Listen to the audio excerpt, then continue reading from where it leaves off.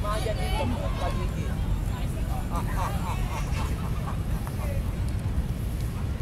Umaalingaw-ngaw ang kanyang nakapangilabot ng alakhan.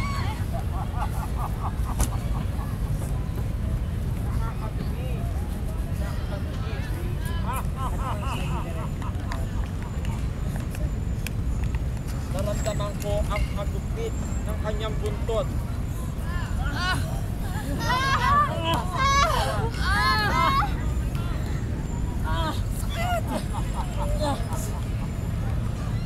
Ang buntot na parang tumagos sa aking kaluluwa.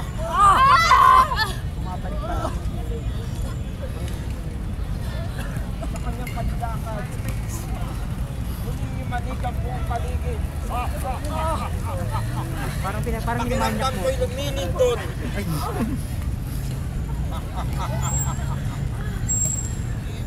Ang naramdaman ko, isang malaking kamay ang tumawak sa aking katawan.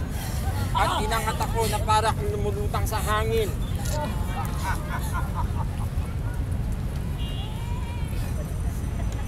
Bigla akong binali.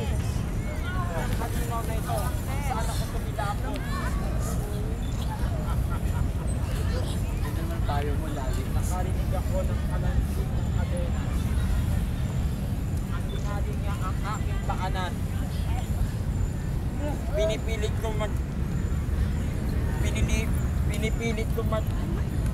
mawala sa kadenang ito. Pero walang daya ang aking paanan. Hirap na hirap ako. Hanggang kinagupit niya ako. Isang dango. Walang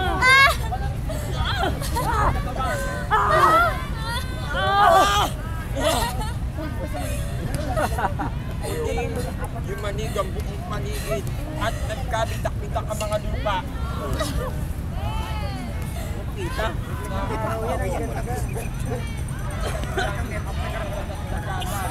Exclusive kapag nasa loob ng Saan ako'y nahulog?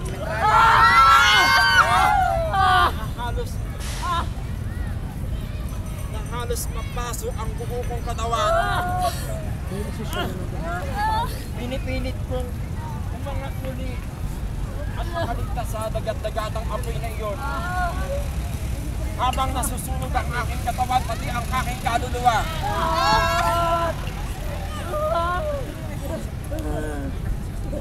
Naramdaman ko ang muling paghawak ng isang kamay sa katawan. Na parang ginano ako sa amoy ng Diyos. Nakita ko isang napakagandang babae na nakipaglaban sa malahiganding halimaw. Lumayanig ang paligid dahil sa kanilang paglalaban at nabigo ang halimaw na ito.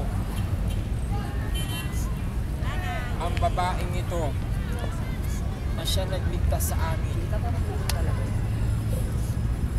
Naramdaman ko ang yakap ng babaeng ito. Napakalaki ng aking katawan. Nakimasok sa akin.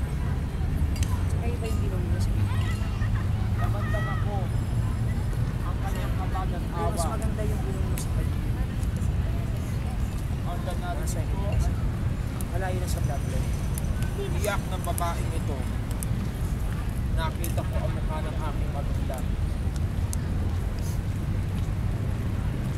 Halos yakapin siya.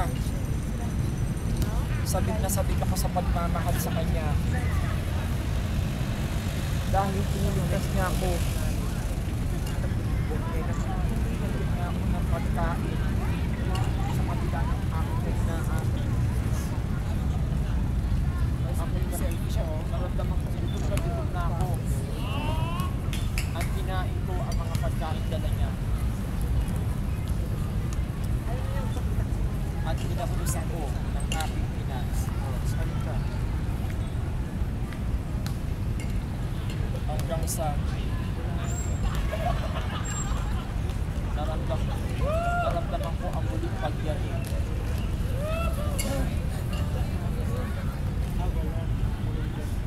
Naramdaman ko ang init ng buong paligid. Nasusunog ang lugar na aking pinaroroonan. Nakita ko ang aking nanay. Nilalamon ng apoy.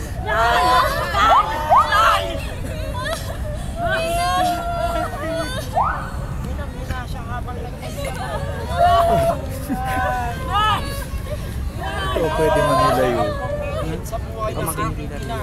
Pwede kang manilayo. Pwede. Pamangkin pala. Ay! Nawalan na Ay, ganun ba ang mundo? Hindi naman. Biro lang. Hanggang naramdaman ko may bumagsak na apoy sa aking katawan. Unti-unti, lumiliyab ang apoy mula sa aking paanan. Umaakyat papunta ng aking baywang at dibdib hanggang sa aking mukha.